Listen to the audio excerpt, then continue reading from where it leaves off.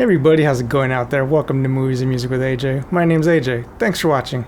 And we're back today with another album reaction. We're going to be listening to Tarkus from Emerson, Palmer, and that album of course came out in 1971. Now this band is a supergroup of sorts, composed of keyboardist Keith Emerson, bassist vocalist Greg Lake, and drummer Carl Palmer.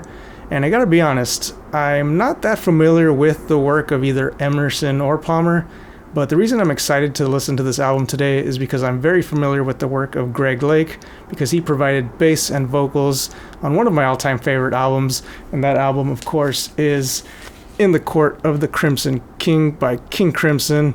This is one of my all-time favorite albums. This was just such a mind-blowing listen the first time I listened to it. You know, at this point when I discovered King Crimson, I was around 19, maybe 20, and in my late teens, I discovered some classic rock. I'd listened to The Doors, a little bit of Led Zeppelin. I'd heard some Beatles, but I hadn't really done a deep dive. I wouldn't really get super into the Beatles until like my mid-20s. That's when I really did a deep dive and got super obsessed with the Beatles. So my context for what rock music was in the late 60s, was more traditional pop rock stuff that was based around the blues. I hadn't really heard any progressive rock music. So the first time hearing this album, In the Court of the Crimson King, it just totally blew my mind. It really opened up the possibilities and showed me what rock music could really do when it really pushed boundaries. And of course this led me further down the King Crimson rabbit hole, and I listened to their follow-up album, which is In the Wake of Poseidon, and this is also a phenomenal album. I feel like it's a bit underrated though. I feel like I don't really hear Crimson fans really talk about it that much. But anyway, this is a whole different discussion. We're here to talk about Emerson, Lake and Palmer. So yeah, I was big into those albums, and Greg Lake is the vocalist and bassist on those albums. And I do remember around the time, being 19 or 20 and being like, oh, Greg Lake is also part of this other prog rock band called Emerson, Lake and Palmer. And I was able to listen to the song, well, not even the full song, but I guess part of the song. But yeah, it's Karn Evil number 9, part 2. And it's the one that begins with the line, "Welcome back, my friends, to the show that never ends." That. And I remember listening to it at the time and just being kind of like dumbfounded. I'd gone into it thinking, well, Greg Lake, part of the appeal for me on those two Crimson albums was that they had kind of a rough edge to them. There was a dark undercurrent. They were these kind of like really kind of dark, serious, moody, pensive albums for the most part. So I think I might have been expecting more of that dark, gritty edge when I decided to give ELP a try for the first time. And that song, granted it's the only one I've listened to, but at the time it was so the opposite of what, those first two Crimson albums were, that it had almost this kind of whimsy or frivolity to it. It didn't feel serious in the way that I was expecting it to feel. And looking back on it, I'm pretty sure I just didn't get it, that I totally missed the point. I mean, it's called Karn Evil number 9. It just sounded too whimsical and playful. But again, they were, imitating or trying to evoke a sort of carnival sound. And so, yeah, in that sense, it was successful. But, it's just not what I was expecting. And I think I made the mistake that I think we all make from time to time, which is going into something with a certain expectation and holding a piece of art to a standard that piece of art itself is not going for. I was judging this song negatively for not being King Crimson, but of course it's not King Crimson. It's Emerson, Lake and Palmer. I should have gone with a more open mind and judged it on its own merits, but because it wasn't like hitting a certain vibe or a certain feel that I was, hoping for going into it, that I just kind of shut down and I was like, this isn't really, I'm not really feeling this. So I didn't really explore Emerson, Lake and Palmer beyond that, but honestly I feel like that might have been a mistake. So I'm here to correct that mistake. So I figured I would listen to Tarkus. It's one of their earlier albums, and I'm looking at the track listing. It opens with a 20-minute opening track. It's the title track. Yeah, that's always daunting. I'm really gonna have to strap in for this, but at the same time, I'm not a complete stranger to long songs. Like I said, I've listened to some prog, but yeah, I always feel like I still have to just really like mentally get myself ready for the journey that is a 20-minute long song. But I'm ready to do it, so let's go. Without further ado, this is going to be my reaction to Tarkus by Emerson, Lake and Palmer, and it is from 1971. Let's go. This was very cinematic.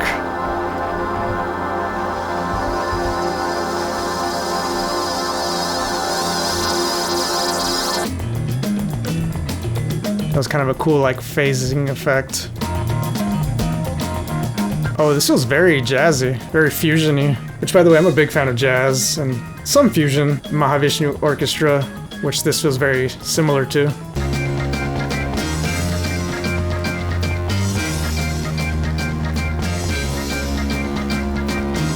Yeah, I love their playing. Oh, it's just... Whew. That's a synthesizer. Love how it has like an emergency siren sound to it. You know it's serious when they throw a gong in there. I'm loving that. That rhythm. It almost feels Latin. Yeah, that.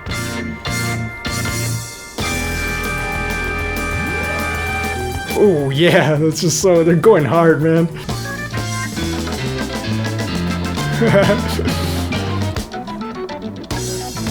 See, I think this is more what I was expecting. Like, if I would have started with this instead of Karn Evil number 9 way back when, it would have been a whole different story.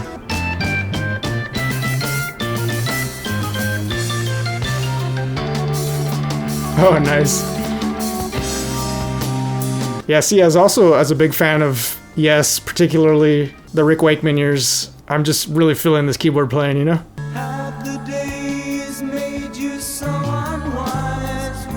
Whoa, yeah, they're doubling the vocals in each channel.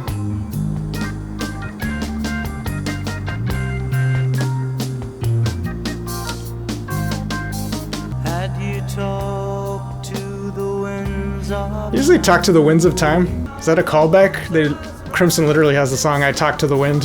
You'll see the sign and realize your sin.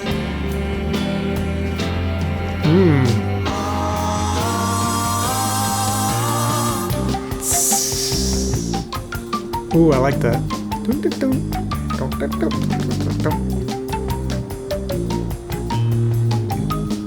I'm so thrown off by all the instrumentation on here. What is making that sound? It sounds keyboardish, but it sounds percussive.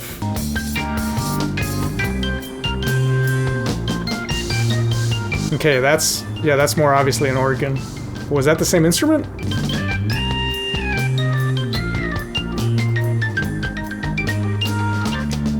Man, Keith Emerson, I definitely gotta go check out what else he's been on, because so far his playing is my favorite part of this.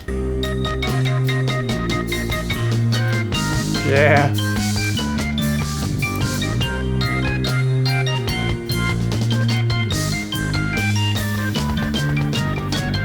Oh, that drumming.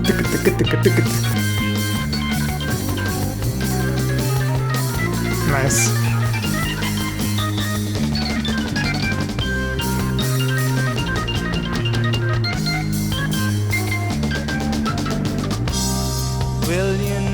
Nice, that was a nice smooth landing right back into the verse.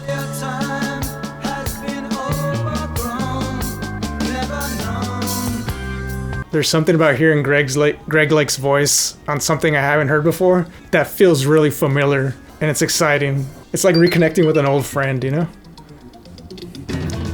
I love that about music.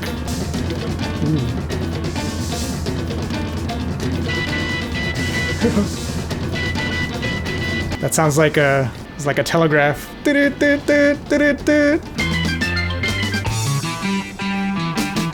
Ooh, that's a change up. That's funky. I just recently listened to a Funkadelic album on this channel, and that sounded like a riff you hear on some Funkadelic. The minister of hate had just arrived too late to be spared. Who cared? Who cared?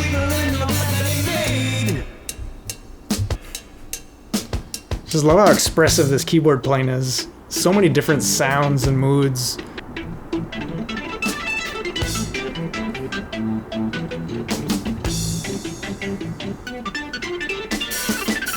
Nice. Oh, this drumming, love this drumming.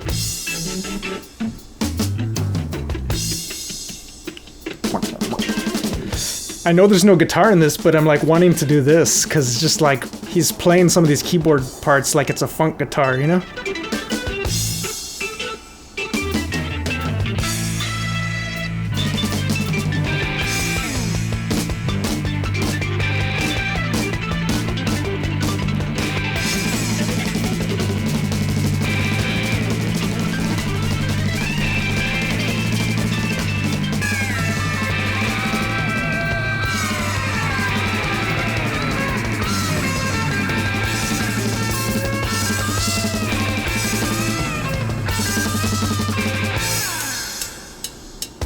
Go off, Carl Palmer. To bless the ones who prayed and all obeyed.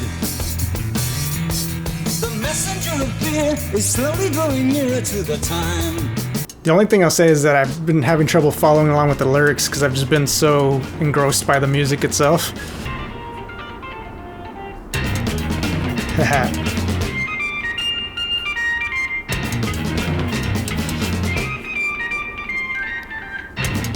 Love the call and response.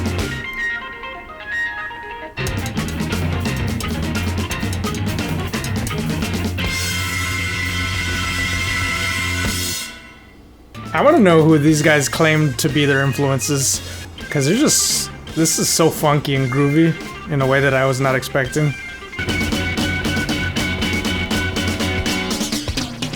Oh, nice phasing there.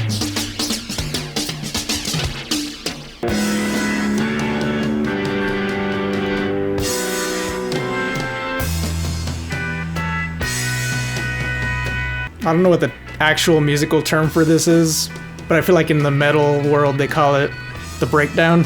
This is like the breakdown, where you're getting the same part played, but it's played so much more slowly and just feels so much heavier when it comes back. All the profit from our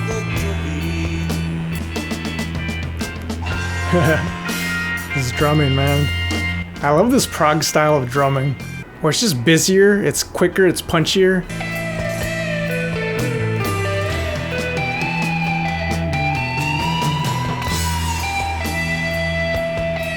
I did not realize that there was going to be guitar in this. Sounds awesome though. This song is just flying by. We're about 17 minutes in, and it feels like it just started. This little march, little victory march. This sounds like a duck with auto-tune on it singing.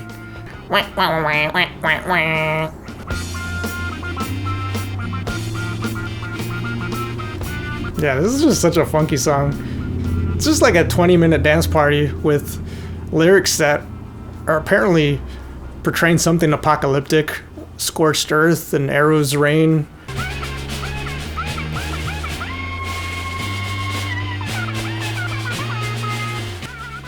Getting a slow fade out here.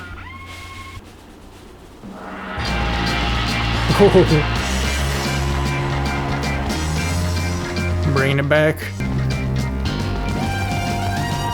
Yeah, nice.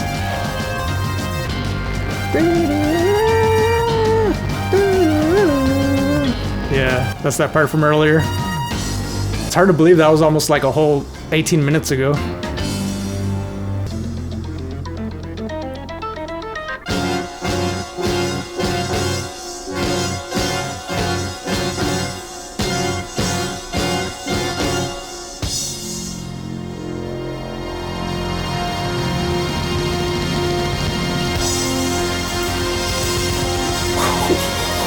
That's big. Wow. Whew. Where to even start? Wow. Yeah, what an epic song. I mean, just the assortment of different keyboards and synthesizers we were hearing. There were times where I couldn't tell if it was a synthesizer or a guitar that we were hearing. It took me about halfway into the song to figure out that there was electric guitar in the song itself. You know, I was thinking because, you know, Lake plays bass and Emerson plays keys and Palmer plays drums, I was thinking that's all we were going to hear. But of course this is prog. Of course there's going to be layers and overdubbing and the whole assortment of instruments. So yeah, I should have, you know, known that it wasn't going to be as simple as just 3 instruments playing. But yeah, I did look at the credits here, and it's Greg Lake was playing some electric as well as some acoustic guitar. But yeah, it just sounded so phenomenal. Just the layering and the mixing. The only thing I will say that was kind of a drawback for me was because so many of those synthesizers and keyboards were so low and had such bassy tones to them, I feel like at times it was really drowning out, you know, any bass guitar that might have been, you know, playing. Like, I feel like I didn't quite get that much of, you know, Greg Lake's bass on this song. That's the price we have to pay for just all the amazing keyboard work on this song. Then, you know, yes, it is what it is. And that drumming, I just love that style of, you know, early 70s prog rock drumming. You know, I think of like Bill Bruford, you know, Michael Giles on those first Crimson albums. You know, there's just this real punchiness and this real dexterity, and it's like really hyperkinetic drumming, and it's not really that heavy. You know, you think of like other 70s rock drummers, you think of John Bonham, you know, you think of Keith Moon and how they had such big, heavy sound to their drumming, but that was more in sort of the hard rock and blues rock arena. I think of prog rock, and it's just a much swifter, punchier style of drumming that doesn't really emphasize, you know, banging the crap out of your, you know, snare and your tom. It's more about just being really dexterous. You know, it feels more akin to jazz type of playing. I mean, I guess the only difference is with jazz drumming, you know, the rhythm is usually cymbal based. You know, it's, you know, you're playing the ride cymbal or the hi-hat or the, you know, the crash cymbal, whereas the rhythm in rock drumming is more based around the snare. But I feel like prog is sort of like a hybrid or the middle point between the two. It borrows elements of jazz drumming and rock drumming, because prog drumming is very much based around the snare. But I don't know, it just has this kind of dexterousness or fluidity to it that I associate with jazz more than I do with rock drumming. But yeah, these lyrics, let's talk about these lyrics.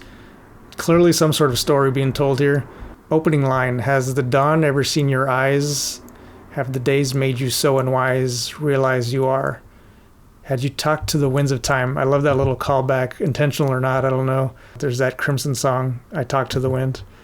But yeah, we're talking a lot about the elements. You know, the next line is, then you'd know how the waters rhyme. So we're talking about wind and we're talking about water. You know, later on in the song, we talk about scorched earth. But then, yeah, later it says, clear the battlefield and let me see all the profit from our victory. You know, that's one thing about science fiction, which I feel like prog rock is very akin to. I feel like it's adjacent and very influenced by sci-fi. You know, sci-fi, one thing that it does really well is that it can talk about issues, you know, that are happening in society right now, today, and disguise them and, you know, set them in these fantastical settings. And so they can address current day issues without you realizing that that's what they're doing. So when I read a line like that, clear the battlefield and let me see all the profit from our victory. This album came out in 1971. And what was going on in 1971? That was on everybody's mind, especially young people and artists and musicians. The Vietnam War, obviously, right? So I'm wondering if this is an allusion to that, if this was a commentary on that, you know, whether or not they would have admitted it or not. You know, I'm sure that war was on a lot of people's minds around this time. You know, the following line here says, you talk of freedom, starving children fall. Are you deaf when you hear the season's call? Like, this feels like an anti-war kind of protest song. But the fact that it's sort of kind of wearing the trappings of science fiction, you know, just looking at the album art, it's an armadillo that's like a tank as well. You know, just, you know, wearing these sci-fi trappings, you know, they can make a political song that doesn't come off as overtly political. So yeah, that's one of the cool things about science fiction, but also about progressive rock. But yeah, so much to say. I mean, I don't even know where else. I feel like I could really get lost talking about this song for like another 20 minutes, and I still have a whole half of an album to listen to. So yeah, we should just keep it going, and I'll give the rest of my thoughts on this album once we're done with the rest of the album. All right, moving on to track 2. It feels funny to say 20 minutes into an album, but yes, track 2 is called Jeremy Bender.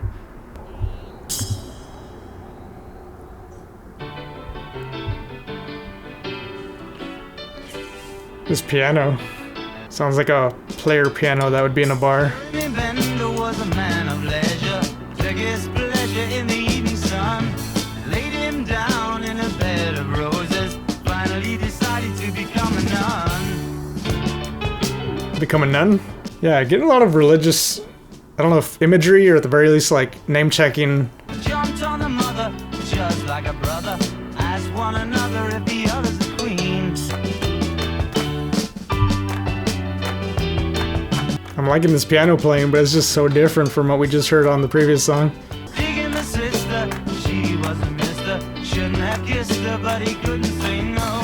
Wanted to leave her. Digging the sister, she was a mister, shouldn't have kissed her. It just reminds me of that line from Get Back. You know, sweet Loretta thought she was a woman, but she was another man. Bitches, crystal knows how you twist all the lines. I'm loving just this really just frenetic rhythm. It's just so...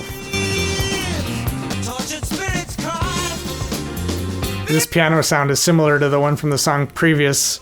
but the rhythms are much more akin to Tarkus. So this just feels like a good melding of the two songs that we've just heard.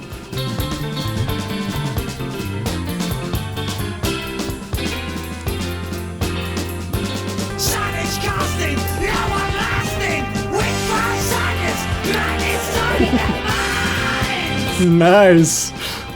See, I've never heard Greg Lake go off like that. Just really just screaming. Ooh.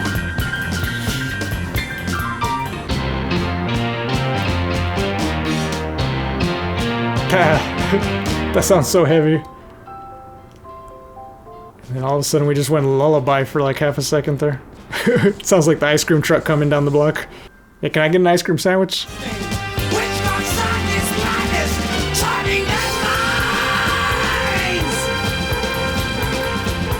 Damn. Tortured spirits cry. Fear is in their eyes. Ghostly images die. That'll.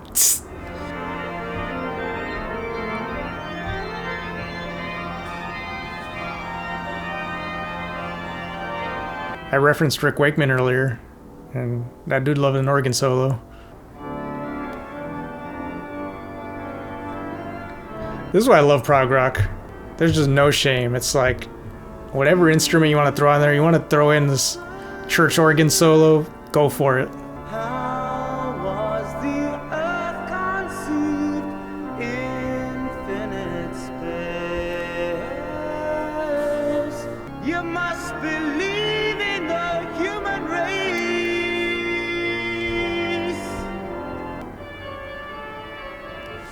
Can you believe God makes you breathe? Why did he lose 6 million Jews? Ooh, damn.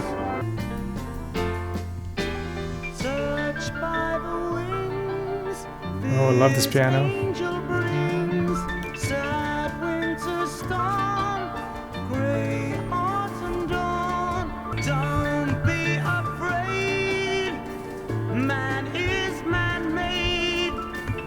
Man is man-made. Love that. And do it your way. It's the only way. Man, yeah, I'm still tripping out on that line. Don't be afraid. Man is man-made. Yeah, like I feel like so much of the time, you know, we try, I think maybe meaning well, but I feel like it has a negative effect when we discuss the evil that happens in the world and the bad things that people do to each other and to the world and to nature. It's like we almost mysticize or romanticize the evil, the things that people do, the harm that we cause to each other. But it's like there's nothing mystical or magical or mysterious about it. You know, man is man-made. You know, people are greedy, people are selfish, people are scared, they act irrationally, they do bad things to others, and none of this comes from some mystical place, and none of it is, you know, not to like criticize anyone's beliefs. If you believe in a heaven and a hell, more power to you. But like evil doesn't come from, you know, hell. It comes from man. There are very grounded man-made explanations for the things that people do to each other. And we do a disservice when we romanticize or mysticize any of it because it takes the blame away. It you know, gives a free pass to people who do bad things when we say, well, that person's just evil. Well, that person's a person, and what made them do it? I think it benefits us to study this stuff and to really understand why people do what they do so we can maybe prevent it in the future. Like, I'd rather take a scientific approach to understanding why bad stuff happens in the world rather than taking a sort of spiritual or religious approach to trying to understand the bad things that happen.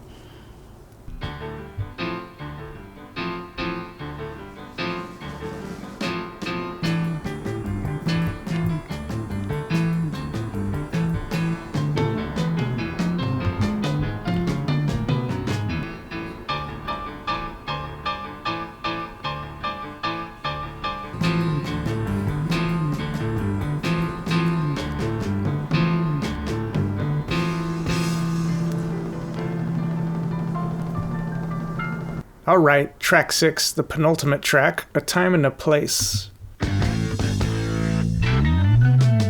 is a place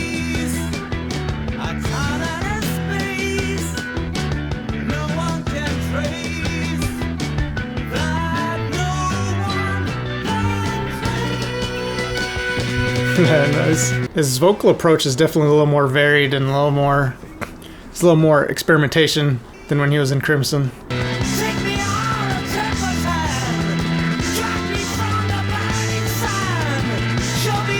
Yeah, so much more fierceness.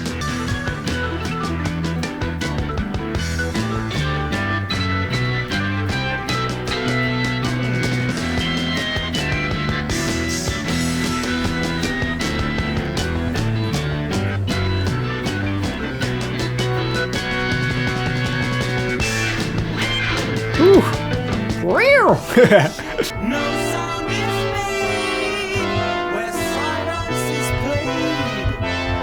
These synthesizers.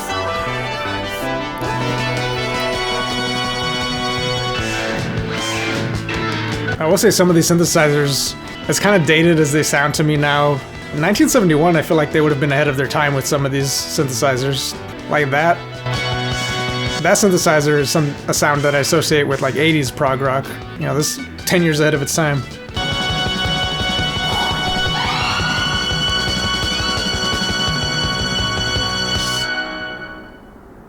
Wow. Are you ready, Eddie?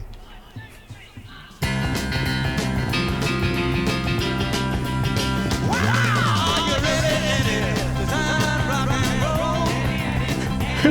Are you ready, Eddie? This is not how I was expecting this album to end. I was just talking about how that last song, they were ahead of their time. They decided to take a time machine like 10 years back for this one. 10 years from when this album came out.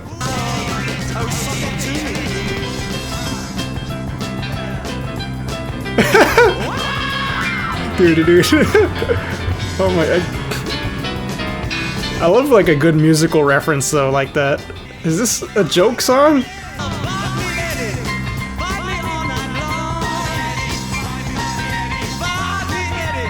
I just reacted to the movie That Thing You Do, and this was like a band that would have been playing with those guys around that time.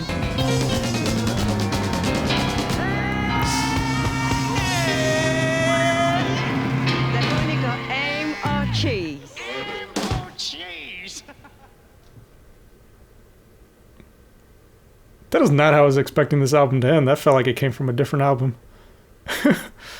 Wow. Okay, so here's the thing that I love about progressive rock music, and that is that prog rock only has one rule, and that is there are no rules. Like, look at this album. If you want to make a 20-minute song, go for it. If you want to follow that up with a 1 minute and 47-second song, fine. Like, who does that? Who goes from a 20-minute track 1 to a less than 2-minute track 2? And then you think about the range of sounds on this. You know, there are songs that are jazz fusion, there are songs that are, you know, blues boogie, and there are songs that meld the two seamlessly. You know, you think about the instrumentation, there's some synthesizers on here that just sound like these futuristic sci-fi synthesizers. And then also there's, you know, church organ at one point. You know, you think of the vocal approach. Sometimes Greg Lake is singing, but then there's times where he's just, you know, screaming with a fury in his voice. There's just, you know, whatever you want to do, whatever you want to try, you know, just go for it. That's what I love about prog rock, that it's so experimental, and you can really just follow your muse and just do whatever you want. And sometimes that leads to results that some people might call, you know, pretentious or self-indulgent. But honestly, I would rather have art that takes big swings and misses than art that just plays it really safe. I'd rather have self-indulgence, because what is art? You know, art is indulgent. The act of creating art is indulgent. You know, we create art in a way for others, but, you know, for the most part, it's for ourselves. You know, why would you create something that is an expression of who you are and not put you in it, not do things that, you know, excite you? You know, what is your motive for creating art if it's not for your own sake? You know, I feel like if you're not creating art for you, for yourself, then you're creating it for a cynical reason. You know, you're creating it to sell, to make money. Like, shouldn't be your motive for creating art. So art should first and foremost be self-indulgent. But if you're a person whose self is relatable to others, then that's where the connection happens, you know? I mean, what were the Beatles in their later years as a band if not self-indulgent? But damn if they're not, you know, the best band of all time. But anyway, yeah, I really love this album. My favorite song was obviously the opening track. It was just such a great song. I gave my thoughts on that song, after it finished, so I don't have much more to say about it. I did like a lot of what I heard after that. There's also just so much going on that it's going to require several listens before I really feel like I really soaked it all in. I will say that I'm not quite sure if this is meant to be a concept album.